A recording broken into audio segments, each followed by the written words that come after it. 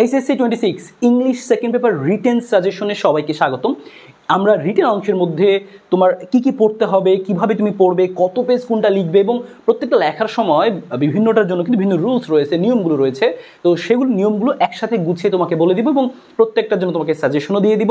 তুমি সেই জিনিসগুলো সুন্দর করে আসলে পড়ে গুছিয়ে নিয়ে রাখবে আজকে রাত্রের মধ্যেই। কারণ আজকে তুমি যদি এই যে বিকাল থেকে শুরু করে রাত্রের 8টার দিকে তুমি যদি এই রিটেন অংশটুকু পড়ে শেষ করে ফেলতে পারো, তারপর থেকে তুমি কিন্তু শুধু গ্রামার অংশগুলো যদি পড়ে ফেলো, মনে করো রাত্রে 8টা থেকে বা 10টা থেকে তুমি 12টা 1টা পর্যন্ত তুমি হচ্ছে কিছু গ্রামাটিক্যাল জিনিস দেখে রাখলে এবং তারপরে সকাল থেকে আবারও সন্ধ্যা পর্যন্ত আবারও তুমি একদম পুরোদমে গ্রামাটিক্যাল জিনিসগুলো দেখে ফেললে, তাহলে কিন্তু খুব সহজে তুমি তোমার প্রস্তুতিটা কাভার করতে পারবে। সো রিটেন অংশটা খুব প্রিসাইজলি চলো আমরা দেখে নিই। তুমি যেন পরীক্ষাতে আসলে কমন যদি নাও পাও, তাও যেন তুমি আসলে লিখে আসতে পারো নিয়মগুলো ফলো করে, সেগুলো একসাথে বলে দিব। সবাই ভিডিওটা অবশ্যই শেয়ার করে দিও বন্ধুদেরকে, আর অবশ্যই ভিডিওতে লাইক দিয়ে দাও। চলো আমরা দেখি। সো রিটেন অংশের মধ্যে তোমাদের 40 মার্কস রয়েছে, ফর্মাল লেটার অথবা ইমেল আসবে 8 মার্কস, রিপোর্ট রাইটিং 8 মার্কস এবং প্যারাগ্রাফে 10 এবং ফ্রি রাইটিং কম্পোজিশনে থাকছে হচ্ছে 14 মার্কস। সো এই 4টা অংশ টার্গেট থাকবে আজকে রাত 8টার মধ্যেই আসলে এগুলো কাভার করে ফেলা। কারণ প্রত্যেকটা অংশের জন্য তুমি যে এগুলো পড়বে, এই যে তোমাকে আমি দেখাচ্ছি যে হচ্ছে ফর্মাল লেটারের মধ্যে এই যে 9টা বা 10টা জিনিস রয়েছে, এই 9টা বা 10টা তুমি আসলে ঠাড়া মুখস্থ করতে যাবে না। তোমার কাজ এখান থেকে নিয়মগুলো 1 নম্বর শিখে ফেলা, যে এখানে ফর্মাল লেটার লিখতে হলে কী কী নিয়ম অবশ্যই ফলো করতে হবে, 1 নম্বর জিনিস। 2 নম্বর জিনিস, প্রত্যেকটার মূল ভাবটা একটু জেনে রাখা, কারণ তোমার পরীক্ষাতে এই 10টার মধ্যে নাও আসতে পারে, তবুও তুমি যেন আসলে লিখতে পারো। এই জন্য কী করতে হবে, 1 নম্বর তো নিয়ম বললামই। 2 নম্বর লেখার প্যাটার্নটা শিখো, যে আসলে কথাগুলো কিভাবে বলা হচ্ছে। আর সরাসরি যদি এই 9টার মধ্যে আসলে চলে আসবে, এর সম্ভাবনা অনেক বেশি। তারপরেও যদি দেখো যে পরীক্ষায় একটা নতুন এসেছে, তো ঘাবড়ানোর কিছু নেই। তুমি নিয়ম জানো, তুমি মূল ভাবটুকু আসলে লেখা শিখবে। এবং তোমাকে একটা জিনিস যখন সাপোজ তোমাকে বললো যে এখানে যে কয়েকটা আছে সেটা না দিয়ে তোমাকে বললো যে তোমাদের আমরা একটা টিচার এবং স্টুডেন্টদের মধ্যে একটা ফ্রেন্ডলি ফুটবল ম্যাচ আয়োজন করতে চাই, তো সেটার পারমিশন নিয়ে লেখো। এখন দেখো তুমি ফরম্যাটটা জানো 1 নম্বর, তো ফরম্যাটটা ঠিক রাখবে, মূল ভাবটা কি আসলে, এবং ফরম্যাটের শুরুর দিকে কোন কথাগুলো লিখতে হয়, শেষের দিকে কোন কথাগুলো লিখতে হয়, এগুলো তো সব সেমই থাকে, কিন্তু মাঝখানের মূল বক্তব্যটা একটু ভিন্ন। সো এখানে তোমার মূল বক্তব্যটা কীরকম আসতে পারে, তুমি কী বলবে স্যারদেরকে, যে আমরা হচ্ছে স্টুডেন্টের পক্ষ থেকে স্যারদের কাছে আমরা রিকোয়েস্ট জানাচ্ছি তারা আমাদের সাথে হচ্ছে একটা ফ্রেন্ডলি একটা ম্যাচ আয়োজন করে, এতে টিচার স্টুডেন্ট বন্ডিং ভালো হবে, বা তুমি এরকম কিছু কথা তুমি লিখবে এবং লাস্টে শুধু অনুমতি চাবে। সো এই তো মানে ভিতরের মূল কথা কিন্তু অনেক বেশি না। তো তুমি সেইটাকে আগে বাংলায় মনে মনে সাজাবে, তারপরে সেন্টেন্সের স্ট্রাকচার ঠিক রেখে, স্পেলিং ঠিক রেখে তুমি জাস্ট মূল বক্তব্যটুকু লিখে দিবে। সো এটাই তো, তোমার এখানে ঘাবড়ানোর কিছু নাই কমন না পড়লেও। তারপরেও তুমি এই যে যদি এই 9টা এখান থেকে রেখে রাখো, তুমি আসলে ভালো একটা আইডিয়া পেয়ে যাবে। প্রত্যেকটা আসলে তোমার এই ফর্মাল লেটার যেটা আসুক তুমি আসলে গুছিয়ে লিখতে পারবে। সো দেখতে পাচ্ছ এখানে স্টাডি ট্যুরের সম্পর্কে আছে, তারপর হচ্ছে এই যে multimedia facilities in the classrooms. হ্যাঁ, বর্তমানে স্মার্ট বোর্ড চলে এসেছে, সো ক্লাসরুমে তুমি চাচ্ছ যে স্মার্ট বোর্ড সেট আপ করা হোক, তো সেটার পারমিশন নিয়ে। সো একইভাবে দেখো এখানে আরও বেশ কিছু রয়েছে, এবং কম্পিউটার ক্লাব বা হচ্ছে computer lab, debating club, English language club, তো এগুলো কিন্তু খুবই কমন। সো এগুলো তুমি প্রত্যেকটার মূল ভাবটুকু একটু সুন্দর করে পড়ে রাখবে এবং বাংলাটাও একবার নিজের মতো করে মনে রাখবে, কারণ বাংলাটাই তোমার মনে থাকবে, ওটাকে তুমি সাজিয়ে গুছিয়ে লিখবে ফরম্যাটটা সহ।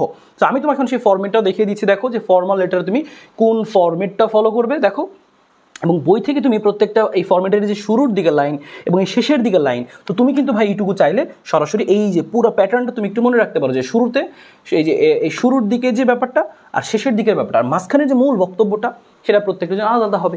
তো তুমি জাস্ট এই ফরম্যাটটা, যে এখানে আমরা যে কথাগুলো লিখবো, যে সেই কথাগুলো এবং লাস্টে যে আমরা যে কথাগুলো রেখে পারমিশন চাই, সেই কথাগুলো আসলে মোটামুটি ফিক্সড থাকে। তো তুমি ওই দুটো ঠিক রেখে মাঝখানে মূল বক্তব্য 2-3 লাইন লিখলে কিন্তু আসলে হয়ে যাচ্ছে। আর বাকি ফরম্যাটও তুমি দেখতে পাচ্ছ, সো ফরম্যাটটা একটু দেখে রাখবে এভাবে করে। আমরা এরপরে চলে যাচ্ছি, দেখো ইমেল যদি আসে, সো এখানে আমরা কয়েকটা সাজেশন দিয়েছি, তুমি ইমেলের কয়েকটা সরাসরি বই থেকে পড়ে রাখো। শুধু এই কয়েকটার কথা আমি বলবো না, তোমাকে আমি আরও বলতে চাই, তুমি বই থেকে আরও বেশ যত কয়েকটা পারো তুমি রিডিং পড়ে রাখো, অনলি রিডিং পড়ে রাখো। এতে করে তোমার কী হবে, যে তুমি আসলে বুঝতে পারবে যে আচ্ছা, যে আমার বিভিন্ন টপিক সম্পর্কে আসলে আমি এই 2-1 লাইন আসলে লিখতে পারবো। তবে ইমেইলে হচ্ছে একদম জাস্ট মূল কথাটুকু আসলে আমরা লিখবো, খুব বেশি বড় করতে হবে না। আমি ফর্মেট দেখাচ্ছি, ফর্মেটে তুমি হচ্ছে ফর্ম থাকবে, টু থাকবে, সেন্ড থাকবে, সাবজেক্ট থাকবে, তারপরে একদম টু দ্য পয়েন্টে যেই কথা লিখতে বলবে, এখানে কোনো ভনিতা নাই। তোমাকে মনে করো তোমার বোনের বিয়ের দাওয়াত তুমি বন্ধুকে দিবা, একদম এক্স্যাক্ট জাস্ট দাওয়াতটা দিয়ে হালকা পাতলা একটা লাইন এক্সট্রা লিখতে পারো, তবে একদম এক্স্যাক্ট দাওয়াতটা দিয়ে ঘটনা শেষ। ইমেল খুবই ছোটো, 1 পেজের মধ্যে সুন্দর করে তুমি লিখে ফেলতে পারবা। এবং দেখো এখানে আরেকটা জিনিস খেয়াল করবা, এই যে মাঝখানের এগুলো তুমি একই সিরিয়ালে রাখার চেষ্টা করবা। আর এখানে ফর্ম থাকবে, যে তুমি তোমার পক্ষ থেকে মেলটা যাচ্ছে, তুমি একটা মেল দিয়ে দিবা বা প্রশ্নে পড়ে দেখবা যে এখানে কোনো মেলের কথা বলছে কিনা, ঠিক আছে। তো সেই জিনিসগুলো তুমি এখানে ফলো করে দিবা। সো আশা করি তুমি এই ফরম্যাটটাও দেখে বুঝে গেলা যে কী কী জিনিস মেনটেন করতে হবে। এরপরে চলে আসা যাক হচ্ছে যে তোমার রাইটিং সাইড যেটা রয়েছে, প্যারাগ্রাফ যেটা রয়েছে। সো প্যারাগ্রাফের মধ্যে দেখো এখানে আমরা বেশ কিছু প্যারাগ্রাফ রেখেছি। এই প্যারাগ্রাফের ক্ষেত্রেও আসলে একই কথা। সো এই তুমি এখান থেকে স্ক্রিনশট নিয়েই দেখে নিতে পারবে। আমি প্রত্যেকটা রিডিং পড়ালাম না, কিছু জিনিস রয়েছে এই প্যারাগ্রাফগুলোও সেম একইভাবে তুমি প্রত্যেকটা প্যারাগ্রাফ এই যে এখানে যে কয়েকটা রয়েছে তুমি এই কয়েকটা প্যারাগ্রাফ আগে সবার আগে পড়বে। তুমি সময় দিবে, একটা প্যারাগ্রাফ তুমি 5 মিনিট 10 মিনিট করে সময় দিবে, বা তুমি চেষ্টা করবে যে যত দ্রুত মূল ভাবটা পড়ে নেওয়া যায়। এবং প্যারাগ্রাফে আসলে তুমি চেষ্টা করবে যে আমাদের হচ্ছে মানে আমরা একটা প্যারাতেই লিখবো, কিন্তু শুরুর দিকে আমরা ইন্ট্রোডাক্টরি কথাবার্তা লিখবো, মাঝখানে মূল ভাব লিখবো, শেষের দিকে আমরা কিছু সাজেশন দিয়ে দিব, কিছু মেজার বা কিছু স্টেপস আমরা নিতে বলবো যদি কোনো সমস্যা থাকে, যেমন গ্লোবাল ওয়ার্মিং যদি আসে। সো শুরুর দিকে ইনিশিয়াল যে আমরা ইন্ট্রোডাক্টরি কথাবার্তা লিখবো, মাঝখানে আমরা কী কী লিখতে পারি। মনে করো তোমার গ্লোবাল ওয়ার্মিং পরীক্ষা আসছে, তুমি জীবনে পড়ো না, কী করতে পারো। সো একটু ধারণা তো থাকতে হবে যে জিনিসটা কি। তুমি যদি নাই জানো যে জিনিসটা কি, তুমি তো কিছু লিখতে পারবে না। সো তোমার কাজ হচ্ছে ওই ধারণাটা নেওয়া, তাহলে হবে কি পরীক্ষায় তুমি আসলে মোটামুটি একটু হলেও লিখতে পারবে। কীরকম, শুরুর দিকে ইন্ট্রোডাক্টরি কথাবার্তা এবং মাঝখানে যে এই গ্লোবাল ওয়ার্মিং কেন হচ্ছে, এর জন্য কারা কারা দায়ী, আমাদের উপর কী কী প্রভাব পড়ছে বা বাংলাদেশে কী প্রভাব পড়তে পারে, হ্যাঁ, তো এই জন্য আমাদের এখন কী ব্যবস্থা নিতে হবে। সো এই জিনিসগুলো তুমি আগে মাথায় চিন্তা করবা, তারপর নিজের মতো করে তুমি আসলে সেন্টেন্সের স্ট্রাকচার ঠিক রেখে বানানগুলো ঠিক রেখে লিখবা। তাহলেই দেখবে যে তোমার ভালো নাম্বার চলে আসবে আসলে।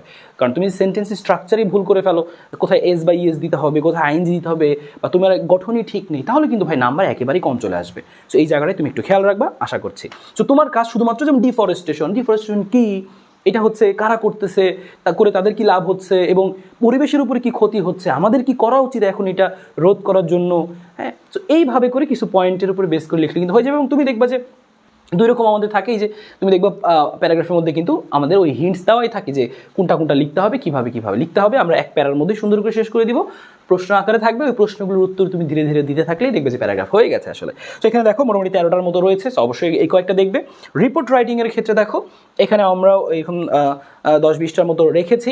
এই প্রত্যেকটাই তোমাকে আসলে কী করতে হবে, এই রিপোর্ট রাইটিংয়ের ব্যাপারটা তোমাকে একটু সময় দিতে হবে ভাই। কারণ তুমি হচ্ছে রিপোর্ট রাইটিং, তোমার একটা রিপোর্ট লিখতে বলছে, তো ওই রিপোর্ট মানে কি, তোমাকে এখানে খুব ভালো ভালো তথ্য আসলে তুলে ধরতে হবে ওই টপিক সম্পর্কে। সো তোমাকে কিন্তু একটু পড়া থাকতে হবে। তাই তুমি এই প্রত্যেকটা এখানে যে বেশি রিপোর্ট রেখেছি এখানে, তুমি প্রত্যেকটা বই থেকে একবার করে পড়ে রাখো। তুমি যেন একবার না 2-3বার করে পড়ে রাখো, তোমার যেন এই তথ্যগুলো কিছু মনে থাকে। এবং অবশ্যই রিপোর্টের লেখার কিছু নিয়ম রয়েছে, সো নিয়মগুলো তুমি দেখে নাও। সো এখানে আমি আর একটা ধরে ধরে বললাম না, এখানে তো এটা পেয়ে যাচ্ছ, তুমি স্ক্রিনশট নিয়ে নিতে পারবা, তুমি সমস্যা নেই। এখন দেখো এই রিপোর্টের মধ্যে কিন্তু মোটামুটি হচ্ছে 4টা অংশ থাকে।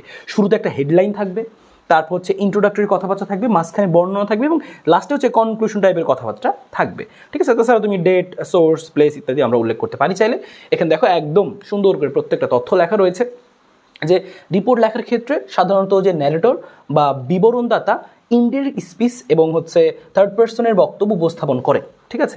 সো তুমি এখানে দেখো আরও কীভাবে উপস্থাপন করতে হবে, কোথায় নাম লিখতে হবে, কোথায় তুমি ডেট দিবা, কীভাবে তুমি বর্ণনা লিখবা, কত ওয়ার্ডের মধ্যে লিখতে হবে, এখানে সব কিছু একসাথে লেখা আছে। তো তুমি একবার গো থ্রু করো এটার মধ্য দিয়ে।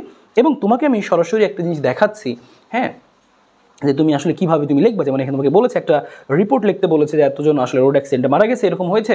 বলছে যে 5 people were killed and 10 others injured in a road accident। So এখন তোমাকে হচ্ছে এটার একটা হেডলাইন দিতে হবে, তোমাকে এটা নিয়ে একটা রিপোর্ট লিখতে বলছে। তো হেডলাইনটা কী দিতে পারো তুমি, যে 5 killed 10 injured in road accident। So এটা নিয়ে তুমি একটা রিপোর্ট লিখছো। এখন এই দেখো, সো রিপোর্টের কী কী অংশ দেবে, তোমাকে একটা এক্সাম্পল আমি দেখিয়ে দিচ্ছি। তো ফার্স্টেই তোমাকে যেটা রিপোর্ট লিখতে বলবে, বলছে যে suppose you are the staff reporter of a national daily published from Dhaka, you have just covered a road accident in your area. Write a news report of about 120 words on it. Give a title on your report. So শুরুতে একটা title তোমাকে দিতে হবে। So তুমি যেহেতু road accident লিখতে বলছে, তো তুমি এখান থেকে একটা টাইটেল তুমি আসলে দিয়ে ফেললা। এবার ইন্ট্রোডাক্টরি কথাবার্তা থাকবে, তারপর মাঝখানে সেই বর্ণনা থাকবে যে আসলে কী ঘটনা ঘটছিল, কীভাবে কী হয়েছিল। তো সেগুলো তুমি লিখবা। লাস্টের দিকে তুমি হচ্ছে কিছু হচ্ছে উপসংহারমূলক কথা লিখবা, বা তুমি কিছু মেজার্স বা স্টেপস তুমি বলে দিতে পারো যে যেহেতু অনেক অ্যাক্সিডেন্ট হচ্ছে, তো আমাদের এই ক্ষেত্রে এই দিকে আসলে সচেতন হওয়া উচিত, এইটা করা উচিত, এরকম টাইপের কথাবার্তা লিখবা। সো নিয়মটা তুমি ফলো করবা। 4টা অংশ থাকবে, হেডলাইন, ইন্ট্রোডাক্টরি কথাবার্তা থাকবে, মানে একদম রিপোর্টের মানে এই মূল অংশে রিপোর্টের শুরুর দিকে থাকবে, মানে এই যে রিপোর্টটা কী সম্পর্কে এক কথায় বা তুমি 2 লাইনে সেটা আগে উপস্থাপন করে দিবা। যে যেমন রোড অ্যাক্সিডেন্ট হয়েছে, 5-10 মারা গেছে, তো যেহেতু ওইটাই আমাদের মূল বক্তব্য, তো ওটাকে আমরা ফুটিয়ে তোলার চেষ্টা করব। একদম যেন কেউ হেডলাইনটা পড়ে বুঝতে পারে যে রিপোর্টটা কী সম্পর্কে। মাঝখানে বিস্তারিত বর্ণনা দিব যে কীভাবে কী হয়েছিল, কোথায় কী হইলো না হইলো, সেই বিস্তারিত দিব। লাস্টে আমরা উপসংহার দিব যে আচ্ছা মানে লাস্টে তুমি আবারও ওই পুরো জিনিসটার একটা সামারি লাইন দিতে পারো, অথবা লাস্টে তুমি কিছু মেজার্স বা স্টেপস বলে দিবা যেহেতু অনেক রোড অ্যাক্সিডেন্ট হচ্ছে। সো আমাদের এই নেসেসারি স্টেপসগুলো আসলে নেওয়া উচিত, সরকারের এই দিকে খেয়াল রাখা উচিত বা জনগণের দিকে সচেতন হওয়া উচিত। এরকম তুমি যেগুলো দিলেই কিন্তু গুছিয়ে সুন্দর হয়ে গেল, কারণ তোমার পরীক্ষাতে হুবহু কমন তুমি না পেলেও যেন লিখতে পারো। সো এই প্যাটার্নটাই তোমাকে শিখে রাখতে হবে। আশা করি বুঝতে পেরেছো। এবং একইভাবে ফ্রি রাইটিং বা কম্পোজিশন যেটা রয়েছে মোটামুটি হচ্ছে 200 থেকে 250 ওয়ার্ডের মধ্যে লিখতে হয়। কত পেজ তুমি লিখবা? মোটামুটি 3.5 বা হচ্ছে 3-3.5 4-এর মধ্যে লিখলে তোমার হয়ে যাবে। 3 থেকে 4 পেজের মধ্যে তুমি দেখবা যে, কারণ লেখার সাইজ অনুযায়ী এক একজনের এক এক পেজ হবে। কারো হচ্ছে দেখা যাবে যে 2-2.5 পেজের মধ্যেও 200-250 ওয়ার্ড হয়ে যেতে পারে, কারো 3 পেজে হয়ে যেতে পারে। সেটা ডিপেন্ড করে। সো তুমি তোমার লেখার সাইজ অনুযায়ী তুমি আসলে লিখবা। মোটামুটি 3 পেজ 3.5 পেজ তুমি টার্গেট রাখতে পারো। তারপরে সময় অনুযায়ী, পরিস্থিতি অনুযায়ী তুমি বিবেচনা করে লিখবে, তোমার যতটুকুর মধ্যে হয়ে যায়। সো এখানে দেখো আমাদের কম্পোজিশন রয়েছে। কম্পোজিশনগুলো তো আসলে তুমি একদম ঠাড়া মুখস্থ করে পুরোটা লিখতে পারবে না। আর এই জন্য তুমি এই যে আমাদের কমন টপিকগুলো রয়েছে প্রত্যেকটা টপিক সম্পর্কে তুমি একবার করে পড়ে রাখো। সো তোমার কিন্তু এখানে সময় দিতে হবে যে আগে না পড়া থাকে। সো পড়ে রাখো যেন তুমি আসলে একদম কিছু জিনিস ভালো লিখতে পারো। একেবারে বানিয়ে আসে না উল্টাপাল্টা লিখলে কিন্তু নাম্বার আসবে না ভাই। তুমি 3 পেজ 4 পেজ লিখছো, বলছো আমি 4 পেজ লিখলাম, নাম্বার দিল না কেন? সো তোমাকে তো কিছু জিনিসপাতি মানে গুছিয়ে সুন্দরভাবে লিখতে হবে। সো ওই ব্যাপারটাও খেয়াল রাখতে হবে। বানান ভুল, সেন্টেন্স স্ট্রাকচারে যে মিস্টেক্সগুলো এগুলো একেবারেই করা যাবে না। সেটা খেয়াল রেখো। দেখতে পাচ্ছ এই পেজে আমাদের রয়েছে হচ্ছে 13টা এবং এই পেজে আরও 13টা রয়েছে। সো তুমি প্রত্যেকটা সম্পর্কে একটা আইডিয়া রাখবা। তোমাকে একবার করে রিডিং পড়ে যেতে হবে, কারণ তুমি যদি একবার করে রিডিং পড়ে যাওয়া যদি ওটাই তোমার চলে আসে, তুমি কিন্তু আইডিয়া পাবা যে আচ্ছা আমি এই কথাগুলো লিখবো, এটা লিখবো, এটা লিখবো। সো লিখতে হবে কিন্তু নিজেই। আসলে দেখো নামে কিন্তু ফ্রি রাইটিং, নিজের মতো করে তুমি আসলে লিখবা, কিন্তু তোমাকে একটু হালকা ধারণা থাকলে বা হালকা কমন পড়লে তোমার জন্য ভালো হয়। এই জন্য তোমার এগুলো ঠাড়া বসে বসে মুখস্থ করার দরকার নেই। তাহলে দেখবা যে একটা মুখস্থ করতেই পরীক্ষার টাইম চলে আসছে। সো এই জন্য তুমি সময় দিবা, জাস্ট 2-3 বার করে রিডিং পড়বা, যেন তোমার একটা ওভারঅল আইডিয়া থাকে। আইডিয়া নিবা কীভাবে লিখতে হয় সেই জিনিসটাই আর কি, আর কিচ্ছু না। সো এগুলো সম্পর্কে আইডিয়া অবশ্যই তুমি নিয়ে এখান থেকে যাবা। সো এই যে আমরা এখানে দেখালাম রিপোর্ট রাইটিংয়ে তুমি 4টা তুমি হচ্ছে স্টেপে লিখবা, এই কথাটা তোমার বিশেষভাবে মনে রাখতে হবে। তারপর রয়েছে হচ্ছে প্যারাগ্রাফের ব্যাপারটা। তুমি প্যারাগ্রাফের মধ্যে ব্যাপারটা হচ্ছে তুমি একই প্যারার মধ্যে লিখে শেষ করবা, এবং ওখানে কোশ্চেন তো দেওয়াই থাকে যে এই প্রশ্নের উত্তর, তো সেটা ফলো করে লিখতে পারো। অথবা তুমি শুরুর দিকে ইন্ট্রোডাক্টরি কথাবার্তা, মাঝখানে মূল বক্তব্য এবং শেষের দিকে হচ্ছে উপসংহার টাইপের কথাবার্তা দিয়ে শেষ করবা। তারপরে তোমার গেল ইমেল কীভাবে লিখবা, একটা ফর্মেট দেখেছি, ফর্মাল লেটারের ফর্মেট তোমাকে দেখালাম, এবং কোনগুলো দেখে যাবা সেগুলো তোমাকে বলে দিলাম। লাস্টে হচ্ছে ফ্রি রাইটিংয়ের ব্যাপারটা। সো এখানে তোমাকে অবশ্যই বারবারই খেয়াল রাখতে হবে যেন তোমার স্পেলিংগুলো ঠিকঠাক হয়, সেন্টেন্সের স্ট্রাকচার যেন বলে। এই জায়গাটায় সবাই সবচেয়ে বড় ভুল করে যে লেখে নিজের মন মতো 4 পেজ লিখে ফেলায়। নো, তুমি ভাই 3 পেজ লেখো, 2 পেজ লেখো, কিন্তু প্রত্যেকটা লাইন যেন কারেক্ট হয়। কারণ তুমি অনেক লিখে ফেলছো, মাঝখানে অনেক গোল লেখাচ্ছ, ভুল হচ্ছে, তো এই জায়গায় কিন্তু তোমার নাম্বার অটোমেটিক কমে আসবে। সো কোনো লাভ নাই। তুমি কম লেখো কিন্তু কারেক্টভাবে লেখো। তুমি লাগলে সময় দাও যে কীভাবে একটা সেন্টেন্সের স্ট্রাকচার ঠিক করে লিখতে পারবো, এটার মধ্যে তুমি লাগলে কিছু সময় দাও, তুমি কিছু ভিডিওস দেখো বা তুমি শিখো, বই থেকে শিখো। তুমি এই জিনিসটা অবশ্যই পালন করো। পাশাপাশি যেন স্পেলিং মিস্টেক না হয়, কারণ স্পেলিং মিস্টেক হলে নাম্বার অটোমেটিক কম দিয়ে দিবে। সো আশা করি এই জায়গাটা তুমি খেয়াল রাখবে পরীক্ষাতে। আর তোমাদের জন্য আমাদের আশিক ভাইয়ার পক্ষ থেকে থাকছে হচ্ছে আমাদের ভার্সিটি গুচ্ছ এবং হচ্ছে মেডি ফিজিক্স, মেডি কেমিস্ট্রি ব্যাচ। সো তোমরা এখন তো পরীক্ষা নিয়ে ব্যস্ত, তো তোমাদেরকে তাও জানিয়ে রাখলাম। সো পরীক্ষা শেষ করে কিন্তু আমাদের সাথে যুক্ত হয়ে যাও, আমরা কিন্তু দুর্দান্তভাবে গুছিয়ে দেবো ইনশাল্লাহ তোমাদেরকে। তো সবাই ভালো থাকো, সুস্থ থাকো, এবং এরপরে তোমাদের গ্রামাটিক্যাল নিয়ে কী সমস্যা হয়, কোন জায়গায় সমস্যা, সেটা কমেন্টে জানো। তো মডিফায়ার নিয়ে অনেকেরই সমস্যা হয়। সো মডিফায়ারটা আমি খুব সহজে 20-25 মিনিটের মধ্যে এটি ক্লাস তোমাদেরকে দিয়ে আসলে সেটা গুছিয়ে দেওয়ার চেষ্টা করবো। সো তোমরা সেটা অবশ্যই কমেন্টে জানাও যে চাও কিনা, আর অবশ্যই বন্ধুদেরকে জানিও। সো এইভাবে ফলো করে তোমার টার্গেট থাকবে আজকে সন্ধ্যা 7টা 8টার মধ্যে তুমি যেন এই কিছু জিনিস পড়ে শেষ করে ফেলতে পারো। সো ভালো থাকো, দেখা হবে, হাফেজ।